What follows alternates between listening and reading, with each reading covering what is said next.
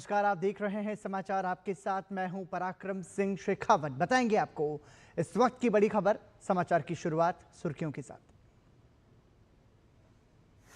अहमदाबाद में बड़ा विमान हादसा। लंदन जा रही एयर इंडिया की फ्लाइट AI 171 क्रैश। उड़ान भरने के कुछ मिनट बाद हुई दुर्घटना। 242 यात्री और चालक दल सदस्य थे सवार।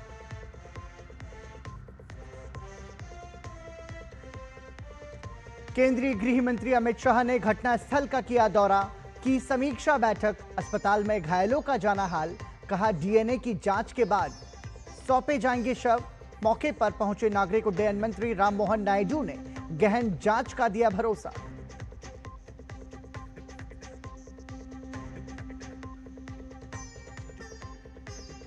हादसे के बाद राहत और बचाव कार्य जारी। NDRF समेत दूसरी एजेंसियां युद्ध स्तर पर कर रही हैं काम। सेना और वायुसेना भी मदद में जुटी। टाटा ग्रुप का मृतक के परिवारों को 1 करोड़ रुपए मुआवजा और मुफ्त इलाज की घोषणा।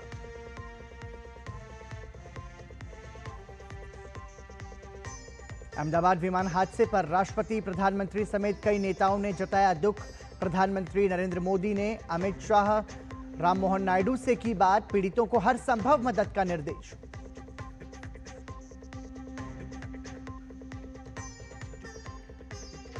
अहमदाबाद विमान दुर्घटना पर वैश्विक नेताओं ने प्रकट की संवेदनाएं। हादसे में 53 ब्रिटिश नागरिक, 1 कनाडाई नागरिक और 7 पुर्तगाली नागरिकों की गई जान।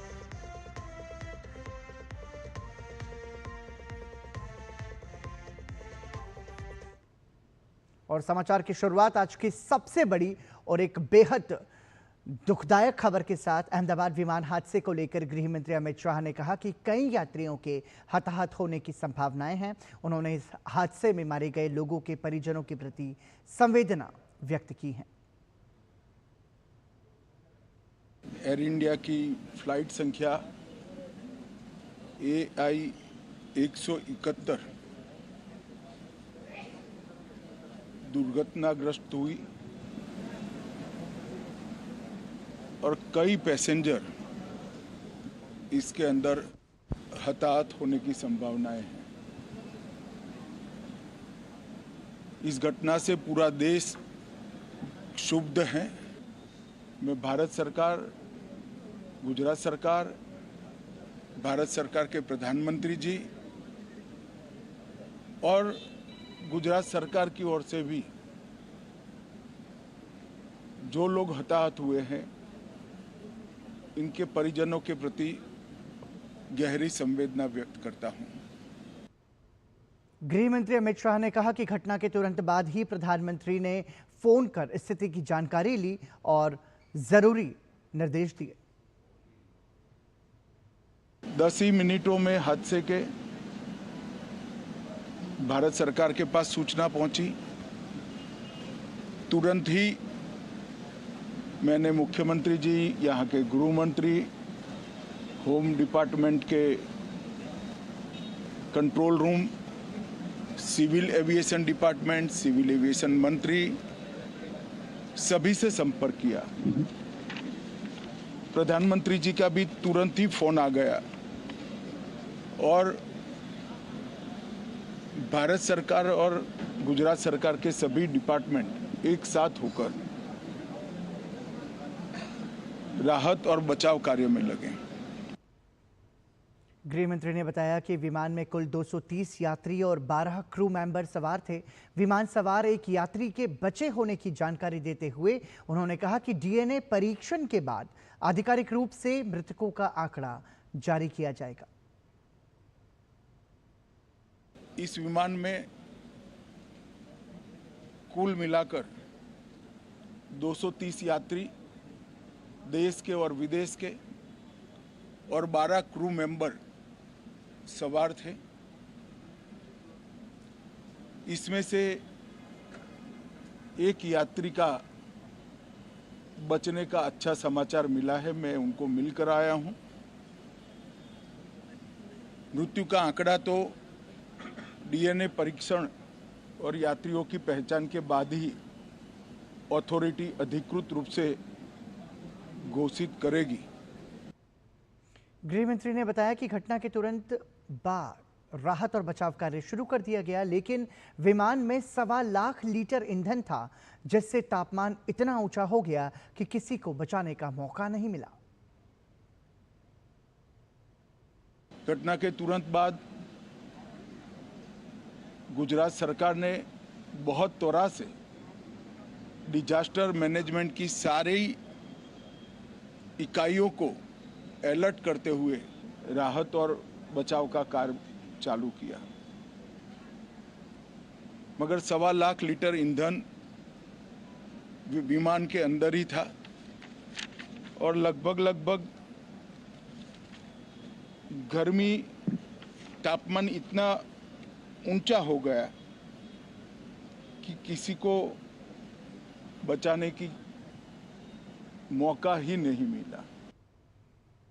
उन्होंने बताया कि सभी यात्रियों के शव निकालने का काम लगभग पूरा हो चुका है और विदेशी नागरिकों के परिजनों को भी सूचित कर दिया गया है। मैं घटना स्थान पर भी जाकर आया हूं। सारे यात्रियों के मृतदेह को बाहर निकालने का काम लगभग समाप्त हो चुका है। विदेश में जिनके परिजन हैं उनको सूचना देने की कार्यवाही समाप्त हो चुकी है और जैसे ही पहुंचते हैं उनके भी डीएनए सैंपल लिए जाएंगे और मृतदेहों की पहचान के लिए जितने मृतदेह मिले हैं इनके भी डीएनए सैंपल लेने की कार्यवाही समाप्त हो चुकी है। गृह मंत्री अमित शाह ने कहा कि नागरिक उड्डयन मंत्रालय ने घटना की जांच शुरू कर दी है। अभी रिव्यू मीटिंग में सारी व्यवस्थाओं को हम सब मंत्रियों ने साथ में मिलकर देखा है। एविएशन डिपार्टमेंट ने अपनी जांच शुरू कर दी है और जांच तेजी से आगे बढ़े इसके लिए भी एविएशन मंत्री जी ने सूचनाएं दी है। तो जैसे कि हमने आपको बताया कि गृह मंत्री अमित शाह ने कहा कि देश हादसे में जान गंवाने वाले लोगों के परिवारों के साथ है। गृह मंत्री ने हताहतों के परिजनों के लिए गहरी संवेदना भी व्यक्त की है और साथ ही उन्होंने बताया कि प्रधानमंत्री नरेंद्र मोदी ने तुरंत ही फ़ोन किया था और साथ ही उन्होंने कहा कि केंद्र और राज्य सरकार मिलकर काम कर रहे हैं।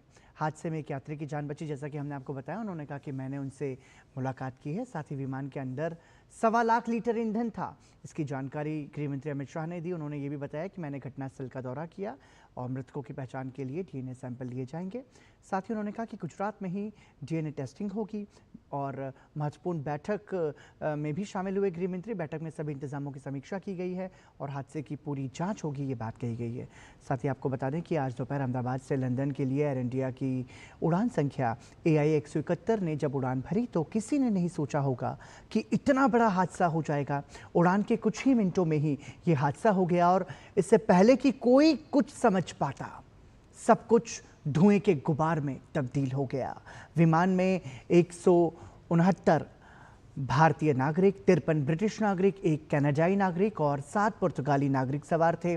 बड़े स्तर पर रिलीफ ऑपरेशन चलाया गया तो स्थानीय प्रशासन ने जानकारी के लिए टोल फ्री नंबर भी जारी किए। अहमदाबाद में बड़ा विमान हादसा। एयरपोर्ट से उड़ा विमान, कुछ ही मिनटों में क्रैश। 282 लोग थे विमान में सवार। राहत और बचाव कार्य जारी। भले ही ये तस्वीरें एनिमेशन की हैं, लेकिन ये बयां कर रही हैं कि आज का हादसा कितना बड़ा है। अहमदाबाद से दोपहर 1:38 पर रवाना हुई अहमदाबाद से लंदन गैटविक जा रही एयर इंडिया की फ्लाइट AI 171 उड़ान भरने के कुछ ही मिनटों बाद हादसे का शिकार हो गई। हादसा इतना भयानक था कि पूरा इलाका धुएं के गुबार से भर गया। फौरन ही राहत और बचाव का कार्य शुरू हुआ। टेक ऑफ के बाद यहाँ पे क्रैश हो गई है, जिसमें प्रीलिमिनरी हमें पता चला है कि 223 जितने पैसेंजर थे। यहाँ पे जिस बिल्डिंग के ऊपर गिरी है वो डॉक्टर्स का हॉस्टल है। इंसिडेंट बनने के विदिन 2-3 मिनट्स में पुलिस, बाकी सभी बॉडियाँ, सिविल एडमिनिस्ट्रेशन, कॉर्पोरेशन वगैरह सभी लोग आ गए थे। फायर फाइटर वगैरह स्थल पे हाजिर है। लोगों को बचाने की और रेस्क्यू करने की कार्रवाई जारी है। ऑलमोस्ट 70 से 80% एरिया हमने क्लीन कर लिया, बाकी आने समय में हम लोग कर लेंगे। विमान में 10 कैबिन क्रू और 2 पायलट थे। कैप्टन सुमित सभरवाल जो लंबे समय से एयर इंडिया के पायलट हैं और जिनके पास 8,200 से अधिक उड़ान घंटे का अनुभव है, और फर्स्ट ऑफिसर क्लाइव कुंदर जिन्होंने 1100 घंटे उड़ान भरी थी। विमान ने सरदार वल्लभ भाई पटेल अंतर्राष्ट्रीय हवाई अड्डे के रनवे 23 से दोपहर 1:38 पर उड़ान भरी। अधिकारियों के अनुसार उड़ान भरने के कुछ ही क्षणों बाद एक मेडे कॉल जारी किया गया था, लेकिन कॉकपिट से कोई और संचार प्राप्त नहीं हुआ। डीजीसीए के एक बयान के अनुसार विमान हवाई अड्डे की सीमा के बाहर दुर्घटनाग्रस्त हो गया। डीजीसीए के अधिकारी अपनी जांच के हिस्से के रूप में उड़ान डेटा, आवाज रिकॉर्डिंग और गवाहों के बयान एकत्र करने के लिए घटना स्थल पर पहुंचे। ये विमान जहां दुर्घटनाग्रस्त हुआ वहां अहमदाबाद सिविल अस्पताल का छात्रावास, स्टाफ क्वार्टर और अन्य आवासीय स्थित हैं। उस क्षेत्र के निवासी भी घायल हुए हैं। लगभग 50 घायल लोगों को अहमदाबाद के सिविल अस्पताल में भर्ती कराया गया है। 50 जितने घायल व्यक्तियों को सिविल हॉस्पिटल अहमदाबाद लाया गया है, जिन्हें श्रेष्ठ सारवार दी जा रही है। अभी वो सघन सारवार में परंतु स्टेबल परिस्थिति में है। हादसे के बाद सभी सड़कें बंद कर दी गई हैं और बचाव और राहत अभियान जारी है। इसके अलावा अस्पताल में करीब 1200 बेड का इंतजाम किया गया है। घायलों को बेहतरीन उपचार दिया जा रहा है। कई लोग गंभीर हैं लेकिन स्थिर हैं। बीजे मेडिकल कॉलेज में डीएनए परीक्षण की व्यवस्था की गई है, इसलिए विमान यात्रियों के परिवारों और करीबी लोगों, विशेष रूप से उनके माता पिता और बच्चों से अनुरोध किया गया है कि वे अपने नमूने स्थान पर जमा करें ताकि पीड़ितों की जल्द से जल्द पहचान हो सके। सिविल अस्पताल में लाए गए यात्रियों और अन्य घायलों के रिश्तेदारों को पूछताछ के लिए भी हेल्पलाइन नंबर जारी किया गया है। घायलों को नजदीकी अस्पतालों में ले जाया गया है। गुजरात के मुख्यमंत्री भूपेंद्र पटेल अहमदाबाद के असरवा सिविल अस्पताल पहुंचे, जहां विमान दुर्घटना में घायलों को लाया गया है। उन्होंने पूरी जानकारी ली और घायलों का हाल जाना। वहीं अस्पताल के बाहर लोग बेहाल दिखे। मेरी भांजी है, हम लंदन, वो वहाँ जा रहे थे। भांजी ने फोन किया, मम्मी पापा वो फ्लाइट में है, तो हम इधर नरोड़ा से सीधा दौड़ के इधर आए हैं। शादी था, वो कम्पिटिशन थी और लंदन जा रही थी। हाँ, फिर वापस 1 घंटे में समझ आ गया को प्लेन क्रैश हो गया है, इसलिए मैं वापस अहमदाबाद के बाहर निकल गया था, तो वापस आए सील में आ गया। अहमदाबाद सिटी पुलिस ने आपातकालीन सेवाओं और अहमदाबाद विमान दुर्घटना के संबंध में जानकारी के लिए आपातकालीन नंबर 079256200359 जारी किया है। विमान दुर्घटना के यात्रियों के रिश्तेदारों के लिए अस्थायी रूप से बंद अहमदाबाद हवाई अड्डे के बाहर एक सहायता डेस्क और सहायता क्षेत्र स्थापित किया जा रहा है। एयरलाइन ने दुर्घटना से संबंधित अधिक जानकारी प्रदान करने के लिए एक हॉटलाइन नंबर 1800569144 स्थापित किया है। विमान में 169 भारतीय नागरिक, 53 ब्रिटिश नागरिक, 1 कनाडाई नागरिक और 7 पुर्तगाली नागरिक हैं। What has happened in Ahmedabad is a very tragic accident. We have lost a lot of people. We extend our deepest condolences to all those who have lost their loved ones. There are, I understand, several foreigners also. Those updates you will receive from the relevant departments, Ministry of Civil Aviation, Air India, and others. They are putting out something, I guess, soon.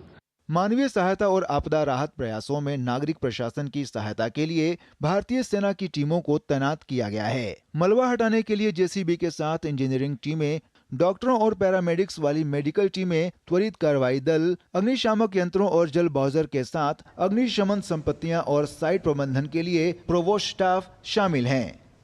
Ahmedabad से मेघना के साथ bureau report, DD news. तो ये दुखद हादसा हुआ और इस पर ज़्यादा जानकारी के लिए हमारे साथ जुड़ रहे हैं एयर वाइस मार्शल और पूर्व सहायक वायुसेना के अध्यक्ष ओपी तिवारी। बहुत बहुत स्वागत सर आपका डीडी न्यूज़ की तरफ से। देखिए, ये हादसा तो बेहद दुखद हादसा हुआ है, लेकिन चूँकि आपका कार्यक्षेत्र जो रहा है उसमें ज़्यादा बारीकी से और ज़्यादा बेहतर आप समझ पा रहे होंगे, फिर भी ये पूरी जांच का विषय है कि आखिर ये हादसा किन हालातों में और किस वजह से हुआ। लेकिन प्रथम दृष्टया पहली प्रतिक्रिया आपकी सर क्या है? देखिए, ये हादसा बहुत दुखद है। इस तरह का हादसा इस एयरक्राफ्ट में, ड्रीमलाइनर में, ये पहली बार हुआ है जी। ड्रीमलाइनर एयरक्राफ्ट बहुत पुराना भी नहीं है, इसका जो परफॉर्मेंस रहा है वो काफ़ी अच्छा रहा है। 2011-12 से जहाज बनना शुरू हुए थे और एयरक्राफ्ट की एफिशिएंसी इतनी अच्छी थी कि जहाज़ों ने, ये जहाज 747 पुराने थे, उनको रिप्लेस कर रहे थे, बिकॉज बहुत एफिशिएंट थे और रिलायबल थे जी। कुछ इशू थे इन जहाज़ों में, कभी कभी हुए थे, लेकिन फॉर्चुनेटली वो ज़मीन पर हुए थे कुछ स्पेस के इश्यूज थे, अदर इश्यूज थे, कुछ माइनर इंसिडेंट्स हुए हैं, लेकिन ऐसा कभी भी नहीं होता।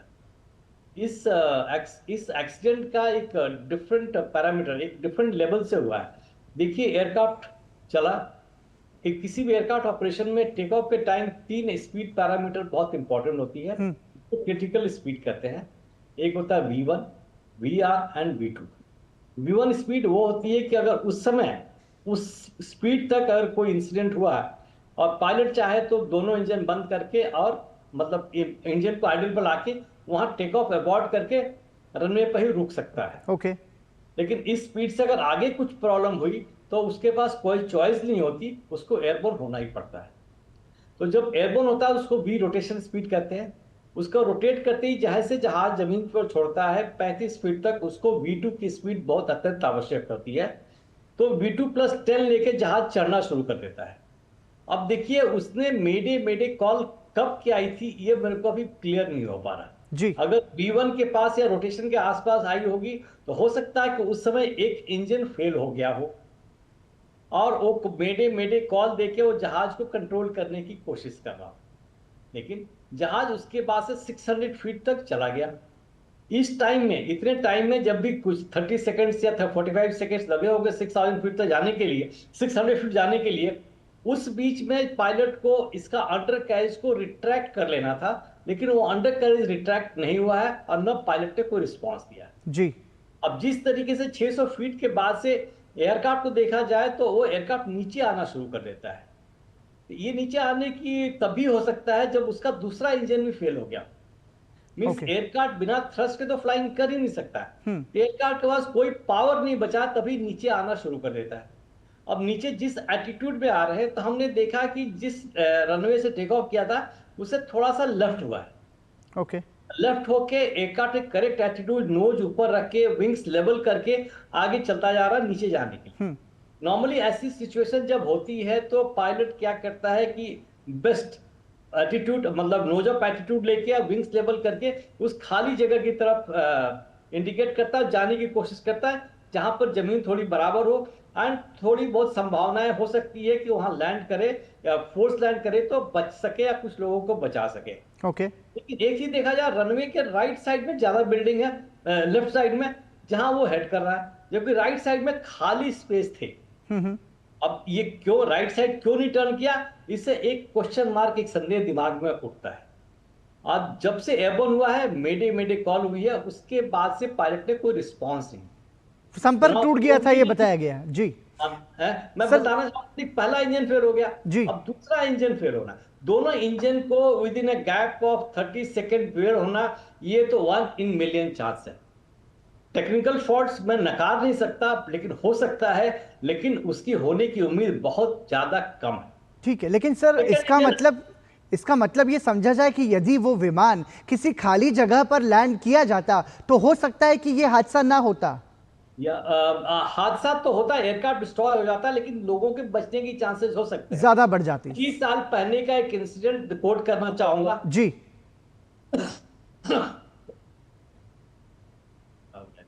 हेलो जी, हम सुन पा रहे हैं सर, बोलिए। 25 साल पहले का एक इंसिडेंट मैं कोट करना चाहूंगा जी। जब एक मिग में एक ही इंजन होता है और मिग का उस समय एक विंग कमांडर लॉर्ड थे, वो फ्लाइंग कर रहे थे, तो उन्होंने खाली समय देख के जामनगर में बिना इंजन का वो जहाज लैंड किया और सुरक्षित वापस आए। तो इस तरह का इंसिडेंट पास्ट में हो चुका है। लेकिन ये बड़ा जहाज है, विंग स्पैन बहुत ज्यादा है, इसके लिए खुली जगह चाहिए।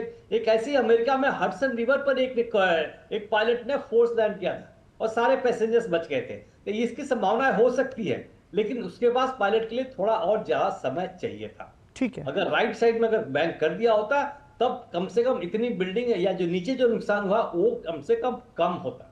ठीक है। ये दूसरा कारण। और दूसरा, इंजन फेलियर का कारण क्या हो सकता है? टेक्निकल, उसकी संभावनाएं कम है। दूसरी, एक ग्रुप ऑफ बर्ड्स, खूब सारी पंछियां आके इंजन के अंदर घुस जाए।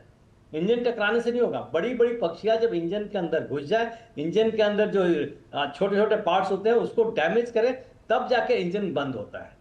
इसकी संभावनाएं भी कम है, क्योंकि अगर इतनी बर्ड्स दिखाई पड़ेंगी, अभी एयरक्राफ्ट काफी कम हाइट पर था, पायलट्स बाहर देख रहे होंगे, तो उसको अवॉइड किया जा सकता है। अब ये कैसे हुआ, क्या हुआ, ये बहुत ही बड़ा गंभीर समस्या, ठीक है। गंभीर विचाराधीन है कि कैसे ये हुआ। तो इसमें दो चीजें भी हो सकती है। 3 कारण बताए मैंने, एक तो टेक्निकल फेलियर, बर्ड हिट, तीसरी जो चांस है, मैं थोड़ा सा संदेह अपनी तरफ से करना चाहूंगा वो कि little bit of sabotage. Sabotage का एंगल पूरी तरह से रूल आउट नहीं हो रहा है। मैं नहीं कह रहा हूं कि सैबोटाज हो, लेकिन सैबोटाज का एंगल पूरी तरीके से रूल आउट नहीं हो रहा जिस तरीके से इंसिडेंट हुआ है। क्योंकि आज से कुछ ही महीने पहले एक खालिस्तान आतंकवादी ऑर्गेनाइजेशन ने कहा था कि मैं एयर इंडिया की जहाज को देख लूंगा। सेकंड एक चीज देख रहा हूं, ये जो एक वीडियो फ्लोट कर रही है जो जहाज को जाते हुए और नीचे दिखाते दिखाई पड़ी है, एयरपोर्ट वाला वीडियो नहीं, दूसरा वीडियो। ये वीडियो ये लगता है कि कोई बालकनी में खड़े होकर पूरा रिकॉर्ड कर रहा है। ये समझ नहीं आ रहा है कि ये पहली चीज तो ये कि 45 डिग्री के तापमान में इस तरीके का वीडियो रिकॉर्ड किसने किया, और ये वीडियो ठीक प्लेन को गिरते हुए दिखाया जाता है और जैसे ही ब्लास्ट होता है वो वीडियो बंद हो जा रहा है। तो ये भी बड़ा सवाल है कि ये वीडियो आखिर आया कहां से, किसने शूट किया। यस, यही पॉइंट जो मैं कहना चाहता, आपने पूरी भली बात कर दिया। इससे एक एलिमेंट ऑफ डाउट पैदा होता है, एक संदेह पैदा होता है जिसको हम पूरा इग्नोर नहीं कर सकते। बरसक कुछ समय का इंतजार कीजिए, सीवीआर कॉकपिट वॉइस रिकॉर्डर मिल गया है, फ्लाइट डाटा रिकॉर्डर मिल गया है, इसको जैसे ही डिसाइफर करेंगे सब कुछ साफ हो जाएगा। ब्लैक बॉक्स से जानकारियां सामने आएंगी। लेकिन सर एक सवाल सर यहां पर यह भी उठ रहा है कि जो बातचीत में मालूम चल रहा है कि ये साजिश भी हो सकती है, जिसकी ओर इशारा भी किया जा रहा है, और स्वाभाविक रूप से हर एंगल से जांच इसकी होगी भी। लेकिन सर आपने अभी अपने रिप्लाई में मेडे कॉल का जिक्र किया। मैं चाहूंगा सर दर्शकों के लिहाज से थोड़ा सा आप समझाएं कि मेडे कॉल क्या होता है, किन हालात में, किन परिस्थितियों में ये किया जाता है, और इस टर्म का मतलब क्या होता है। देखिए, 2 तरह की कॉल होती है। एक कॉल होती है मेडे मेडे मेडे, दिस इज द प्रीफिक्स। खाली मेडे मेडे नहीं होता, मेडे मेडे मेडे ये होता है कि उस पर और कोई ट्रांसमिट करने की कोशिश कर रहा हो तो चुप हो जाए, ये कॉल जाने दो। उसके बाद से अपना बेसिक दिग्गो रिक्वायरमेंट देना आवश्यक होता है कि जहाज का पता था, बट अपनी जो मेन इमरजेंसी है उसको ट्रांसमिट करना आवश्यक होता है ताकि पता चल सके कि मेडे मेडे क्यों। Mayday indicates very serious, very severe emergency, severe. और उससे थोड़ी लाइट और होती है तो पैन पैन पैन कॉल होता है। These are the prefixes. They are prefixes to indicate कितना सीरियस इंसिडेंट है, क्या सिचुएशन है और क्या करना चाहते हैं। तो मेडे मेडे उन्होंने कहा है, लेकिन मेडे के आगे कुछ मैसेज नहीं दिया है। तो इट मींस डेफिनेटली बहुत ही सीरियस टाइप का इमरजेंसी थी, बहुत गंभीर इमरजेंसी थी, इसलिए मेडे मेडे किया है। और उनके पास समय नहीं रहा या क्या मजबूरी रही है कि पूरी इंफॉर्मेशन ये एटीसी को नहीं बता पाए। उसका एटीसी ने बार बार उनको कॉल किया है और वहां से कोई रिस्पॉन्स नहीं आया है। भले बात उस टाइम जब जहाज एयर में था, ऑब्वियसली जब जमीन में चला जाएगा तो कोई रिस्पांस नहीं आएगा, लेकिन एयरबोर्न होने से पहले और 600 फीट ऑक्यूपाइड करने के में कम से कम 1 मिनट तो अवश्य लगा हो। 1 मिनट से में फ्लाइंग में काफी होता है, जो कहने में 1 मिनट 60 सेकेंड बहुत टाइम होता है।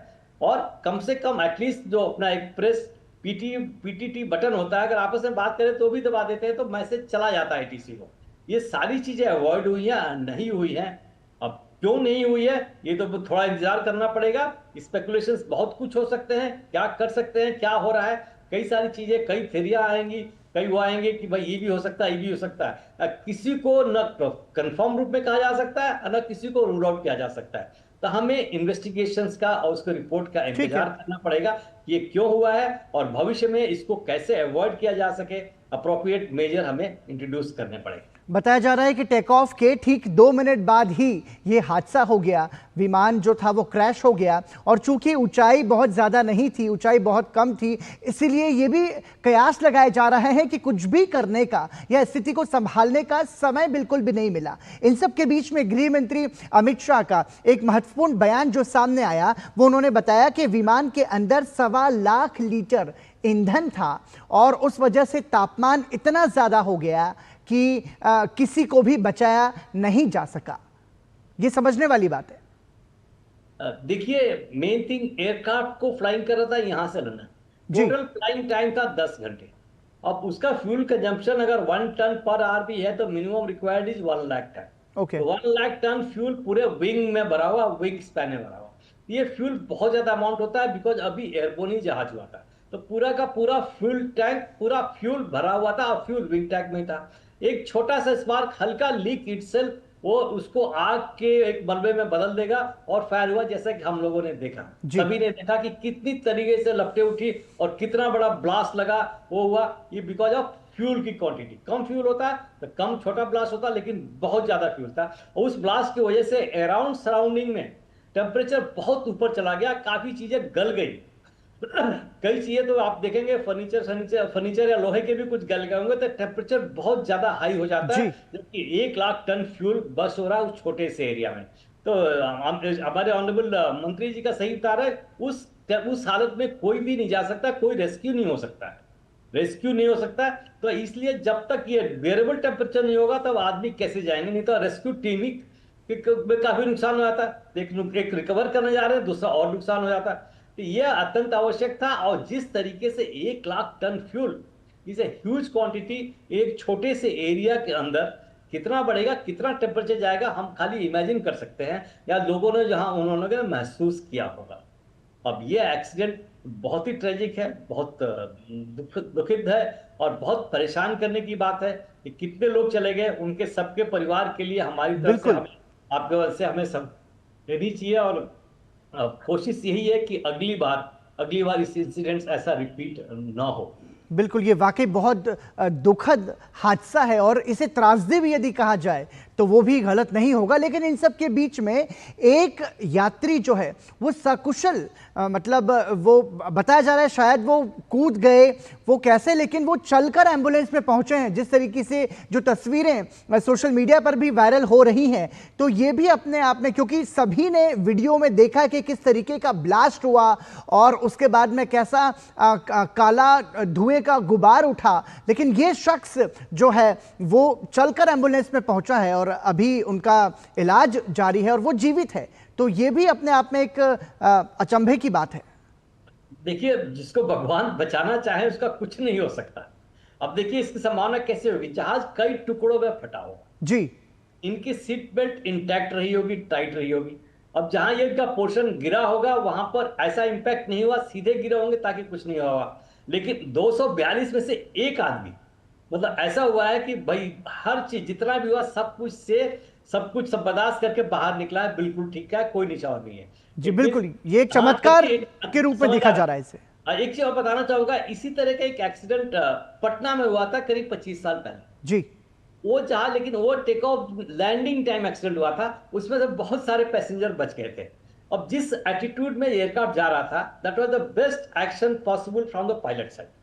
अगर इमेजिन कीजिए उस एटीट्यूड में अगर प्लेन सरफेस पर जा रहा होता, प्लेन सरफेस होगा, कोई पहाड़ नहीं, कोई पेड़ नहीं होता, कोई बिल्डिंग नहीं होती, विंग टिप डैमेज नहीं होता। सी विंग टिप डैमेज सबसे खतरनाक है, बिकॉज विंग के अंदर ही फ्यूल है, और विंग टिप डैमेज नहीं होता तो ना फ्यूल निकलेगा, ना आग लगेगी, थोड़ा एयरक्राफ्ट डैमेज होगा, चांसेस बहुत हाई होते हैं बचने के लिए। लेकिन ऐसा नहीं हुआ। लेकिन लैंडिंग टाइम में पटना में हुआ था, बहुत सारे पैसेंजर जो कंबल ओढ़ के बैठे हुए थे, वहां पर पतली शीट जो आती है सबसे लेके बाहर निकले, कोई किसी के घर में गिरा था, कोई कहीं गिरा था, काफी करीब 15 लोग बच गए थे आउट ऑफ 150 की 160, एग्जैक्ट नंबर मैं नहीं बताऊंगा जी जी।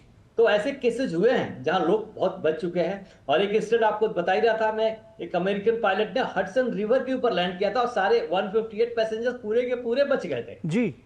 तो यही है कि ऊपर वाले की भी काफी मर्जी है कैसे होना है। लेकिन ये जहां पर हुआ है और रेजिडेंशियल एरिया में गया है, एयरक्राफ्ट के पैसेंजर्स तो गए हैं, लेकिन जिस तरीके से पता लग रहा है कि वहां पर लोकल नीचे जो लोग रह रहे हैं उनका भी बहुत ज्यादा नुकसान हुआ है। कितने नंबर्स, कितने लोग मरे हैं, कितने लोग इंजर्ड है, वो फिगर तो मेरे ख्याल से आना बाकी है, कल सुबह तक आ जाएगा। ये वाला डैमेज भी एक बहुत बड़ा कंसर्न है।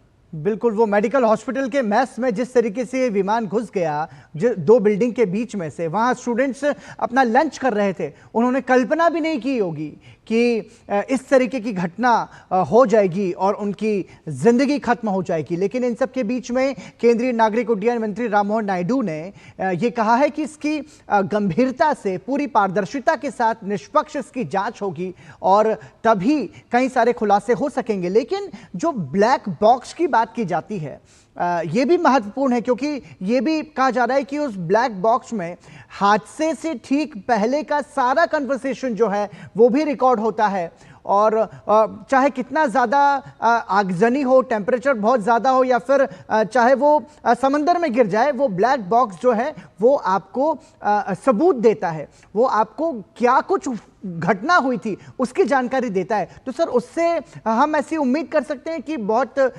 बड़े जानकारी मिल सकती है इस घटना से संबंधित? बिल्कुल, आप बिल्कुल सही कह रहे हैं।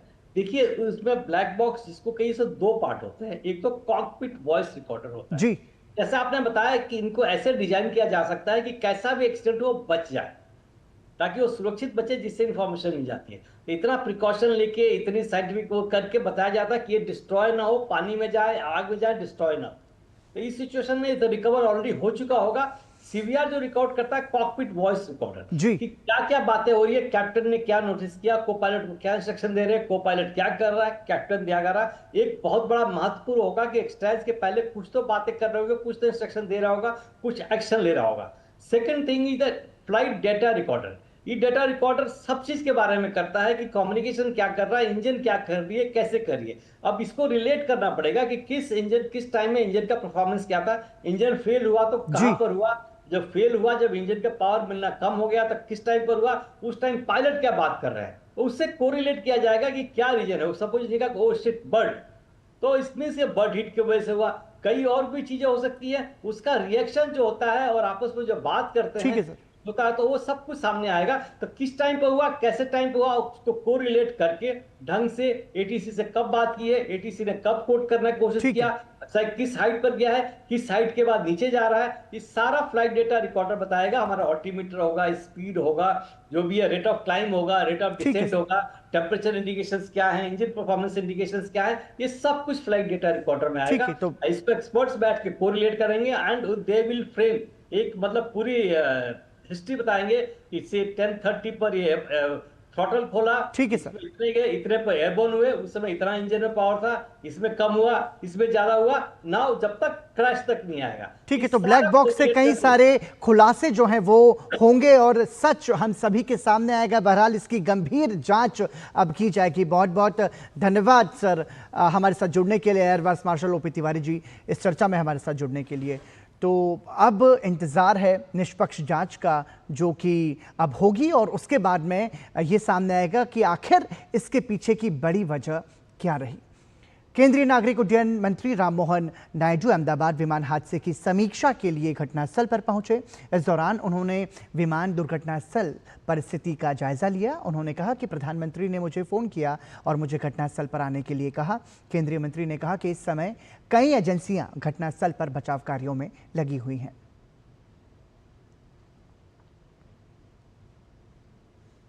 Very tragic and very horrific, and even till now I have to say I'm in a state of shock. Try to find out more about what happened and what needs to be done. And also Honorable PM has called me and also told me to be there at the site and also look into the operations which is going on right now. And right now, if you ask me, I can only think about the passengers, their families, what they might be going through, and especially the civilians also who are there near the crash site. A lot of relief effort has been done already, right from Indian Army, NDRF, state police, medical departments, including aviation concerned departments. Everyone has attended immediately. The fire department, to the best of their abilities, they have been functioning here and doing the rescue operations. And we are trying to extend all the help that can be done. इस दौरान केंद्रीय मंत्री ने गुजरात के पूर्व मुख्यमंत्री विजय रूपाणी के विमान में मौजूद होने की बात कही। साथ ही उन्होंने हादसे में प्रभावित लोगों के प्रति अपनी संवेदनाएं भी व्यक्त की। Very sad to know that Vijay Rupani ji, Chief Minister, was also there, and like you were mentioning, other nationals were also there, children were also there. I would only say that each and every life is precious to us. Each and everyone is a very important person to us. So it's an incident which has shaken the nation also. Everyone has expressed their grief. Ahmedabad विमान हादसे में गुजरात के पूर्व मुख्यमंत्री विजय रूपाणी के निधन पर रक्षा मंत्री राजनाथ सिंह ने दुख व्यक्त किया। उन्होंने सोशल मीडिया प्लेटफॉर्म एक्स पर लिखा कि अहमदाबाद में हुए दुर्भाग्यपूर्ण विमान हादसे में गुजरात के पूर्व मुख्यमंत्री विजय रूपाणी जी के दुखद निधन से बहुत दुख हुआ। उन्हें एक ऐसे ज़मीनी नेता के रूप में याद किया जाएगा जिन्होंने अपना जीवन अपने राज्य के विकास और कल्याण के लिए समर्पित कर दिया। उनके शोक संतप्त परिवार के प्रति संवेदना। ओम शांति। अहमदाबाद विमान हादसे को लेकर एयर इंडिया की स्वामित्व वाली कंपनी टाटा ग्रुप ने मृतकों के परिजनों को 1 करोड़ रुपए का मुआवजा देने की घोषणा की है। टाटा ग्रुप की ओर से जारी बयान में टाटा सन्स के चेयरमैन एन चंद्रशेखरन ने कहा कि इस हादसे में घायल सभी लोगों के इलाज का खर्च भी टाटा ग्रुप उठाएगा। साथ ही ये भी सुनिश्चित किया जाएगा कि उन्हें ज़रूरी देखभाल और सपोर्ट मिले। टाटा ग्रुप के बयान में आगे कहा गया कि इसके अतिरिक्त टाटा ग्रुप बीजे मेडिकल छात्रावास के निर्माण में भी सहायता प्रदान करेगा। अहमदाबाद में हुए आज इस विमान हादसे के बाद से पूरे देश में शोक की लहर है।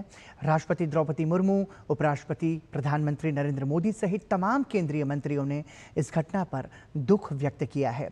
पूरा देश इस घटना के बाद से स्तब्ध है, तो आम लोग भी इस घटना पर गहरा दुख जता रहे हैं।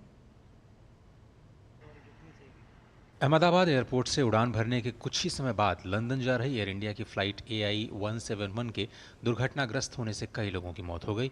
देश और दुनिया में शोक की लहर है। राष्ट्रपति द्रौपदी मुर्मू ने अहमदाबाद में हुए विमान हादसे पर दुख जताया। उन्होंने सोशल मीडिया पर अपने संदेश में लिखा, अहमदाबाद में हुए विमान हादसे के बारे में जानकर मैं बहुत दुखी हूँ। ये एक हृदय विदारक आपदा है। मेरी संवेदनाएं और प्रार्थनाएं प्रभावित लोगों के साथ हैं। इस दुख की घड़ी में पूरा देश उनके साथ खड़ा है। उपराष्ट्रपति जगदीप धनखड़ ने अपने सोशल मीडिया एक्स पर लिखा, अहमदाबाद में हुई दुर्भाग्यपूर्ण घटना ने हमें एक विनाशकारी मानवीय त्रासदी का सामना करने पर मजबूर कर दिया है। मेरी संवेदनाएं और प्रार्थनाएं उन सभी लोगों के साथ हैं जो इस घटना से प्रभावित हुए हैं। इस दुख की घड़ी में पूरा देश उनके साथ एकजुटता से खड़ा है। विमान हादसे पर प्रधानमंत्री नरेंद्र मोदी ने गहरा दुख जताया। उन्होंने सोशल मीडिया पर अपने संदेश में लिखा, अहमदाबाद में हुई त्रासदी ने हमें स्तब्ध और दुखी कर दिया है। ये शब्दों से परे दिल दहला देने वाली घटना है। इस दुखद घड़ी में मेरी संवेदनाएं प्रभावित सभी लोगों के साथ हैं।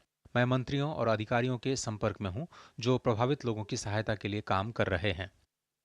अहमदाबाद विमान हादसे में विदेश मंत्री एस जयशंकर ने भी गहरा शोक व्यक्त किया। उन्होंने अपने सोशल मीडिया एक्स पर लिखा, अहमदाबाद में विमान दुर्घटना के बारे में जानकर गहरा सदमा लगा। हमारी प्रार्थनाएं यात्रियों और उनके परिवारों के साथ हैं। केंद्रीय सूचना एवं प्रसारण मंत्री अश्विनी वैष्णव ने अहमदाबाद विमान हादसे को लेकर गहरा दुख जताया है। उन्होंने सोशल मीडिया प्लेटफॉर्म एक्स पर लिखा, अहमदाबाद में हुए दर्दनाक विमान हादसे से गहरा दुख हुआ है। सभी यात्रियों और क्रू मेंबर्स की सुरक्षा के लिए प्रार्थना कर रहा हूँ। पीड़ित परिवारों के प्रति मेरी संवेदनाएं। देश के कई और नेताओं और मंत्रियों ने भी विमान हादसे पर दुख जताया है। इसमें जो जिनका मृत्यु हुआ उन सबको मैं मेरा श्रद्धांजलि मैं देता हूं और कंडोलेंस मैं करता हूं उनका। दिल्ली से आप पटना उतारे तो फोन खोलते ही वो खबर मिला है, बड़ा दुखद है हमारे लिए। बहुत ये विश्वास नहीं हो सकता है कि ऐसा घटना हो। पूरे देश को दुख है। मैं मृतकों के प्रति अपनी संवेदना व्यक्त करता हूं। उनके परिवार वालों को इस महान दुख को सहने की ईश्वर क्षमता प्रदान करे। घटना दुखदायी है।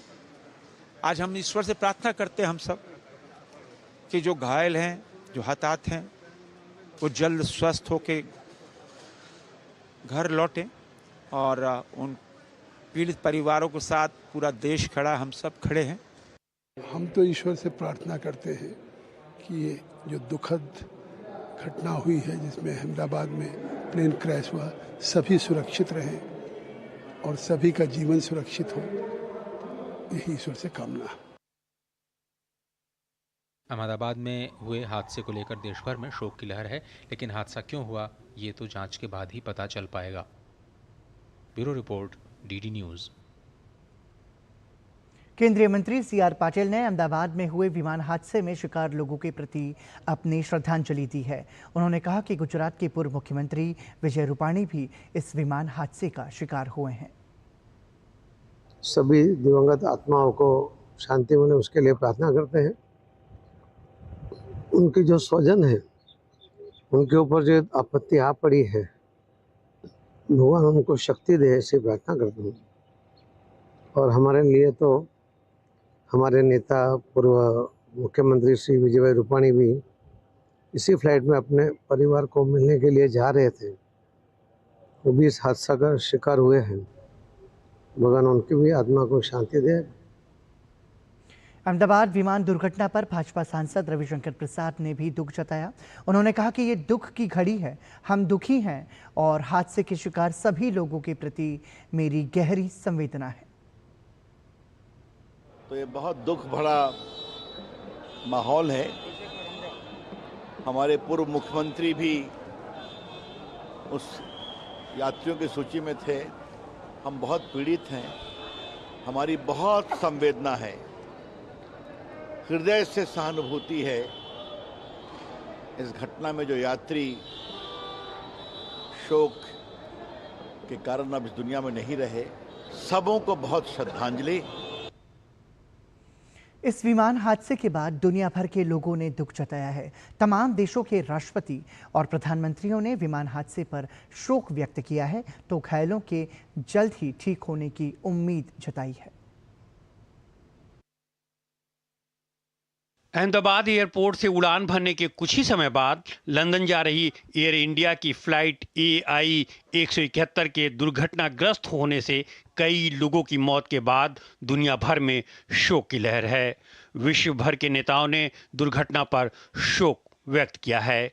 यूरोपीय आयोग के अध्यक्ष उर्सुला वॉन डेर लेyen ने अहमदाबाद विमान हादसे को लेकर अपनी संवेदना व्यक्त की है। सोशल मीडिया प्लेटफॉर्म X पर उन्होंने लिखा कि अहमदाबाद में हुई विमान दुर्घटना की दुखद खबर अत्यधिक पीड़ादायक है।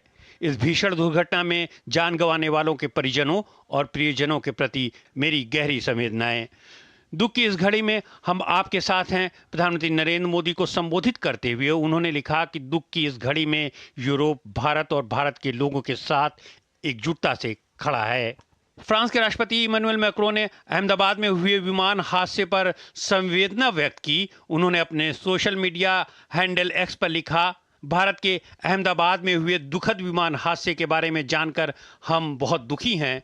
दुख की इस घड़ी में मैं पीड़ितों के प्रियजनों और प्रधानमंत्री नरेंद्र मोदी के प्रति अपनी हार्दिक संवेदना व्यक्त करता हूं।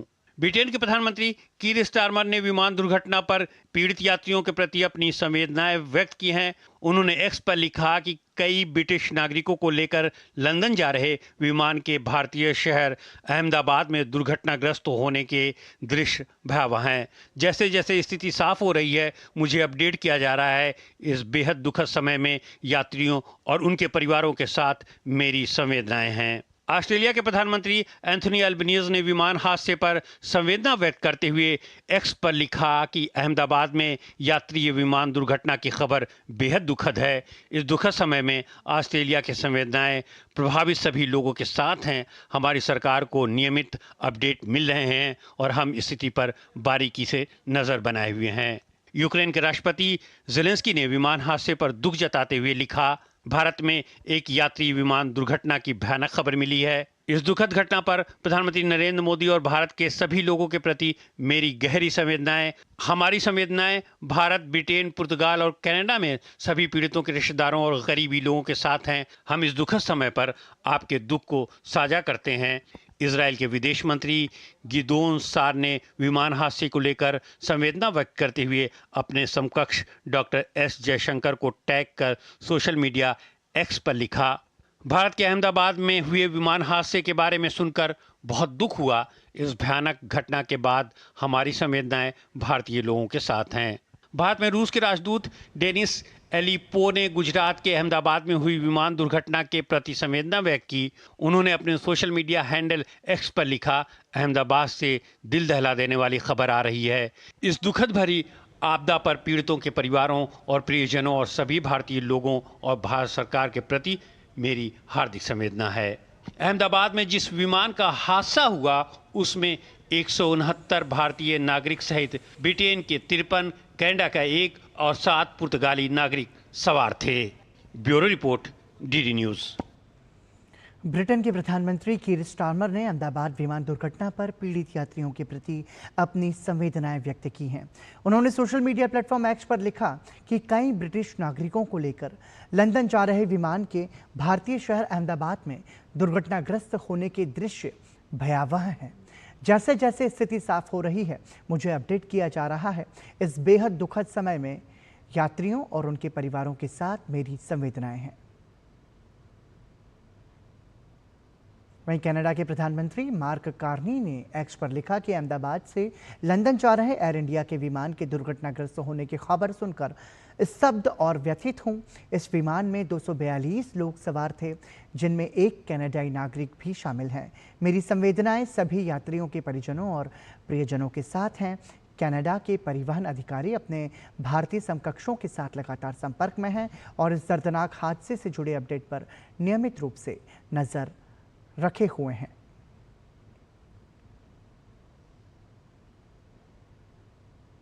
वहीं अमेरिका के राष्ट्रपति डोनाल्ड ट्रंप ने गुरुवार को अहमदाबाद में एयर इंडिया के विमान हादसे पर दुख जताया है। उन्होंने इसे एक भयानक दुर्घटना बताया और कहा कि अगर मदद की जरूरत हुई तो वो तत्काल मदद देने के लिए तैयार हैं।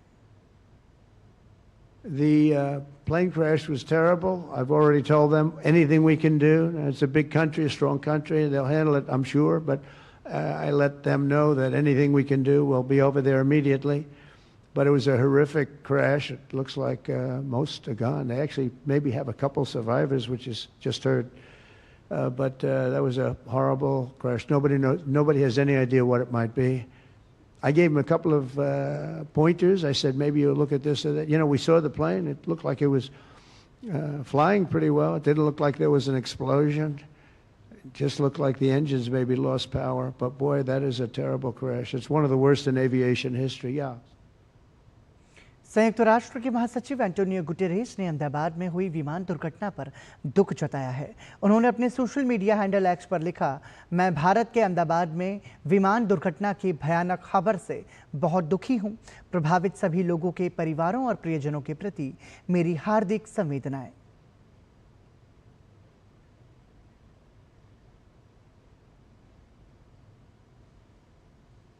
रक्षा मंत्री राजनाथ सिंह ने राष्ट्रीय कैडेट कोर एनसीसी पर्वतारोहण अभियान दल को सम्मानित किया। कर्नल अमित बिष्ट के नेतृत्व वाली टीम में 5 लड़कियां और 5 लड़के शामिल थे।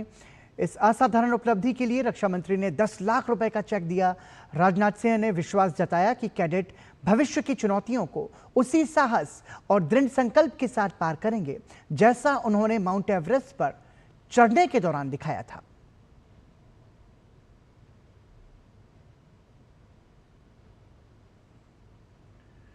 गुजरात के बारडोली में विकसित कृषि संकल्प अभियान के समापन के मौके पर कृषि मंत्री शिवराज सिंह चौहान और गुजरात के मुख्यमंत्री भूपेंद्र पटेल शामिल हुए। इस मौके पर शिवराज सिंह चौहान ने कृषि को भारतीय अर्थव्यवस्था की रीढ़ बताते हुए कहा कि देश की अर्थव्यवस्था में 18% से ज्यादा कृषि का योगदान है। इसके अलावा कृषि मंत्री ने जोर देते हुए कहा कि प्रधानमंत्री नरेंद्र मोदी के नेतृत्व में कृषि के क्षेत्र में काफी उन्नति हुई है। कृषि आज भी भारतीय अर्थव्यवस्था की रीढ़ है।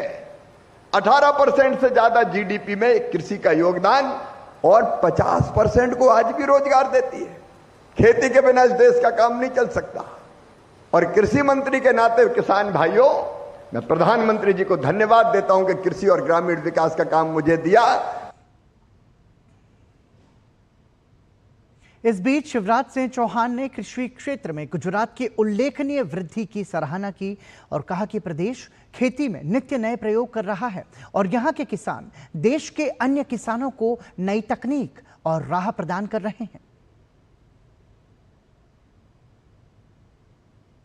गुजरात भारत का 77% अरंडी, 44.5% मूंगफली, 24% कपास उत्पादित करता है। चना में भी 15% अकेला चना गुजरात पैदा करता है और गुजरात खेती में नित्य नए प्रयोग कर रहा है, जिसके कारण खेती के साथ साथ फूड प्रोसेसिंग, वैल्यू एडिशन करके गुजरात का किसान लगातार आगे बढ़ रहा है और देश को दिशा दिखाने का काम कर रहा है। यहां से कई चीजों का एक्सपोर्ट होता है। कृषि मंत्री शिवराज सिंह चौहान ने साथ ही बताया कि किसानों के साथ संवाद के दौरान उन्होंने प्राकृतिक खेती के लाभों की जानकारी दी, जिससे जहां लागत में कमी आई है तो वहीं उत्पादन और गुणवत्ता और बेहतर हुआ है। प्राकृतिक खेती के किसानों के साथ बातचीत की है, मुझे बहुत आनंद हुआ। सचमुच में प्राकृतिक खेती के किसानों ने बताया कि लागत घटती है, उत्पादन भी प्रभावित नहीं होता और जो चीजें पैदा होती वो गुणवत्ता पूर्ण पैदा होती है, क्योंकि प्रधानमंत्री जी का जो कृषि के रोड मैप है, उनका खेती को कैसे आगे बढ़ाना है, फायदे का धंधा कैसे बनाना है, तो उनके 6 सूत्र है। नंबर 1 उत्पादन बढ़ाना, नंबर 2 उत्पादन की लागत घटाना, नंबर 3 उत्पादन के ठीक दाम देना, नुकसान हो जाए तो भरपाई, और इसके बाद कृषि का विविधीकरण, डाइवर्सिफिकेशन, फलों की खेती, फूलों की खेती, सब्जियों की खेती, औषधि खेती, अलग अलग तरह के खेती में प्रयोग करना। तो प्रधानमंत्री जी ने जो रास्ता बताया, उस रास्ते पर भारत की कृषि और किसान आगे बढ़ रहे हैं। हम लगातार उस दिशा में प्रयास कर रहे हैं। पिछले साल बांग्लादेश में हुए तख्तापलट के बाद से वहां के हालात लगातार खराब बने हुए हैं। महीनों से हो रही हिंसा के बीच वहां के उपद्रवियों ने बांग्लादेश के सिराजगंज स्थित नोबेल पुरस्कार विजेता रविंद्रनाथ टैगोर के पैतृक घर पर हमला बोल दिया और तोड़फोड़ की। बांग्लादेश का राष्ट्रीय गीत लिखने वाले टैगोर की स्मृतियों के साथ उपद्रवियों ने जो किया, उसको लेकर भारत में भी विरोध देखने को मिल रहा है। वहां की सरकार ने जांच की बात कही है, लेकिन बांग्लादेश के हालात को देखते हुए उम्मीद करना बेमानी है कि कोई कार्रवाई होगी। बांग्लादेश में कट्टरपंथियों का टैगोर विरोध, रविंद्रनाथ टैगोर के पैतृक घर में तोड़फोड़, भाजपा ने हमले की निंदा की। बांग्लादेश में पिछले साल हुए तख्तापलट के बाद से स्थिति लगातार बदतर होती जा रही है। हिंदुओं पर हमले, दंगे, सरकार के खिलाफ विरोध, इन्हीं सब के बीच हाल ही में नोबेल पुरस्कार विजेता रविंद्रनाथ टैगोर के बांग्लादेश के सिराजगंज जिला स्थित पैतृक घर पर अचानक भीड़ ने हमला बोल दिया और इमारत में घुसकर तोड़फोड़ की। उपद्रवियों ने टैगोर विरोधी नारे लगाए और घर की खिड़कियों, दरवाजों और फर्नीचर को नुकसान पहुंचाया। इस ऐतिहासिक इमारत में रविंद्रनाथ टैगोर ने अपने जीवन की कई महत्वपूर्ण रचनाएं लिखी थीं। यह सोचने की बात है कि जिन रविंद्रनाथ टैगोर ने बांग्लादेश के लिए राष्ट्रगान लिखा, उसी देश के लोगों ने उनके पैतृक घर में घुसकर उत्पात मचाया। केंद्रीय मंत्री और पश्चिम बंगाल भाजपा अध्यक्ष सुकांता मजूमदार ने घटना को शर्मनाक बताया है। सुकांता मजूमदार ने सोशल मीडिया साइट एक्स पर लिखा, शर्मनाक, अपमानजनक। नोबेल पुरस्कार विजेता और वैश्विक प्रतीक कवि गुरु रविंद्रनाथ टैगोर के पैतृक घर को भी नहीं बख्शा गया। बांग्लादेश में मोहम्मद यूनुस के शासन में तोड़फोड़ की गई। बांग्लादेशी साहित्य, संस्कृति और विरासत के एक अमूल्य स्मारक को अपवित्र किया। यह हमला सिर्फ एक इमारत पर नहीं है, यह बंगाली पहचान की आत्मा, स्वतंत्र विचार की विरासत और कला और बुद्धि के प्रतीक पर सीधा हमला है। और फिर भी यूनुस प्रशासन चुप है। एक सवाल जोर से गूंजता है, क्या टैगोर अब बांग्लादेश में भी अपराधी हैं, सिर्फ इसलिए कि वे हिंदू थे? भारतीय जनता पार्टी ने बांग्लादेश में रविंद्रनाथ टैगोर के पैतृक घर को निशाना बनाने की निंदा की है। भाजपा प्रवक्ता संबित पात्रा ने कहा कि यह हमला जमाते इस्लामी और हिफाजते इस्लाम संगठन के लोगों ने किया है। यह हमला योजनाबद्ध तरीके से हुआ है और बांग्लादेश की मोहम्मद यूनुस की अंतरिम सरकार का व्यवहार उचित नहीं है। अभी तक इस मामले में कोई कार्रवाई नहीं हुई है। गुरुदेव रविंद्रनाथ टैगोर जी के घर पर यह अटैक जमाते इस्लामी और हिफाजत इस्लाम, इन संगठन के लोगों ने किया है और मीडिया के माध्यम से यह भी मालूम पड़ा है कि यह अटैक एक प्री प्लान्ड अटैक था। मोहम्मद यूनुस जी की जो अंतरिम सरकार है, उस सरकार का यह व्यवहार उचित नहीं है। अभी भी कोई कार्यवाही नहीं हुई है। इतने बड़े इंटरनेशनल मॉन्यूमेंट को बचा के नहीं रखा जा सका। एक बहुत ही खराब संदेश पूरे विश्व दरबार में जाता है। सरकारी बीएसएस समाचार एजेंसी के अनुसार जवाब में पुरातत्व विभाग ने हमले की जांच के लिए 3 सदस्यीय समिति का गठन किया है। समिति को 5 कार्य दिवसों के भीतर अपने निष्कर्ष प्रस्तुत करने का निर्देश दिया गया है। Bureau report, DD news. Delhi के राजघाट स्थित बिरसा मुंडा लोन में लोक संवर्धन पर्व का आयोजन किया गया है। इस आयोजन में देश भर से शिल्पी अपनी हस्तशिल्प कला का प्रदर्शन करेंगे और क्या कुछ खास है इस पर्व में, देखिए ये रिपोर्ट। दिल्ली के राजघाट स्थित बिरसा मुंडा लॉन में अल्पसंख्यक कार्य मंत्रालय द्वारा लोक संवर्धन पर्व का आयोजन किया गया। गुरुवार सुबह केंद्रीय मंत्री किरण रिजिजू ने उत्सव का शुभारंभ किया। केंद्रीय मंत्री ने कहा, ये उत्सव न केवल भारत की विविध संस्कृति को एक मंच पर लाने का प्रयास है, बल्कि ये संविधान की भावना और अल्पसंख्यकों के अधिकारों के प्रति जन जागरूकता बढ़ाने का माध्यम भी है। हमारे गाँव में जो कारीगर होते हैं, जो हुनर है, उनका सामान, उनका बनाया हुआ प्रोडक्ट्स मार्केट में लेकर आने के लिए ये प्लेटफॉर्म क्रिएट किया गया है। अल्पसंख्यक मंत्रालय ने ये लोक संवर्धन पर्व मनाने का जो कार्यक्रम शुरू करने का 2 मकसद है। सबसे पहले तो एक हमारा आर्टिसंस का मार्केटिंग का प्लेटफॉर्म क्रिएट करना, दूसरा हमारा देश के कोने कोने में अलग अलग बहुत विशेष चीज़ें बनाते हैं, तो वो आदान प्रदान भी होगा और हमारा देश का जो देसी सामान है उसको बिक्री करने के लिए लोगों के बीच में ले जाने का ये बहुत बड़ा प्लेटफॉर्म है। ये पर्व भारत की कला, शिल्प और विरासत का उत्सव है, जिसमें विविध सांस्कृतिक गतिविधियों के माध्यम से देश की सांस्कृतिक समृद्धि को प्रदर्शित किया जा रहा है। इस आयोजन के अंतर्गत सांस्कृतिक कार्यक्रम, मंत्रालयों के कार्यों और उपलब्धियों की प्रदर्शनी, हस्तशिल्पकारों से मुलाकात और उनके उत्पादों की खरीदारी की सुविधा उपलब्ध कराई गई है। ये एक अच्छा अवसर न सिर्फ शिल्पकारों के लिए है अपनी हस्तकला का प्रदर्शन करने का, बल्कि आम जन के लिए भी है कि वो भारतीय संस्कृति को समझ सके और हस्तशिल्प कला की बारीकियों को देखकर उनका आनंद ले सके। यानी कि हम कह सकते हैं कि सामाजिक सौहार्द का एक उत्तम उदाहरण है। कैमरा पर्सन उत्तम के साथ मैं डॉक्टर सोया शर्मा, टीडी न्यूज़, दिल्ली। और इसी के साथ ही समाचार में अभी के लिए इतना ही। दीजिए अनुमति। नमस्कार।